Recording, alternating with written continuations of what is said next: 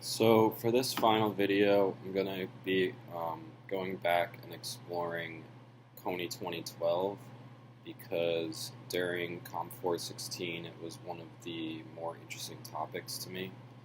So as I said, I'm going to be going back and doing a little bit more research. What I found was an article from 2014 from the Washington Post. It is entitled "Was Kony 2012 a Failure?" And I found it interesting because it's about 2 years after Kony 2012 occurred, so it gives the ability to really analyze the situation and see if Kony 2012 was a failure. So, going through the article a little bit, they have some differing opinions because um, some aspects of Kony 2012 could be considered a failure, and some could be considered a success. So,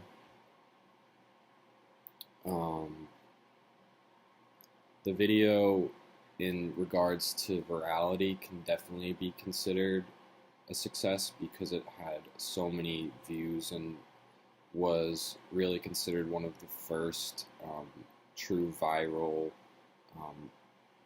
campaigns for injustices that are occurring around the world.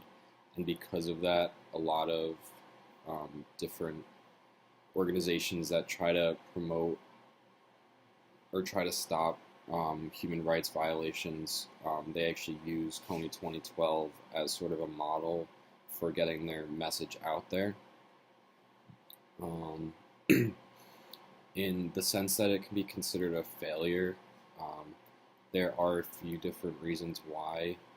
First of all, the campaign, even though it raised $28 million in 2012, it had to the campaign Invisible Children, which is the campaign that started the Stop Kony campaign, it actually doesn't exist anymore because they couldn't get enough funding.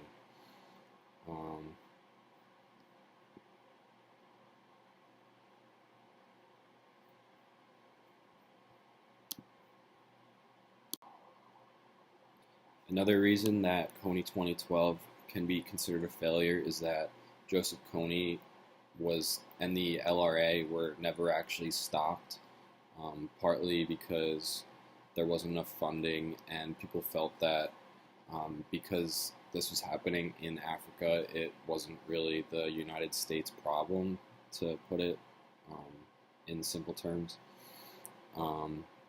There was a lot of backlash to the video. Some people called it, as the article puts, soft bigotry, or that the video was trying to push a white savior industrial complex.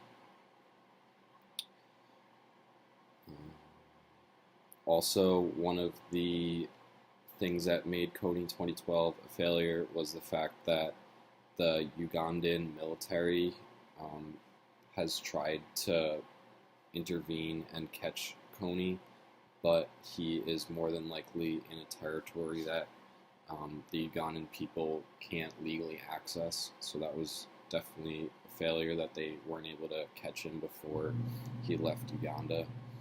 And finally, in my opinion, the biggest reason why Kony 2012 was a failure was that the scope of it was so large.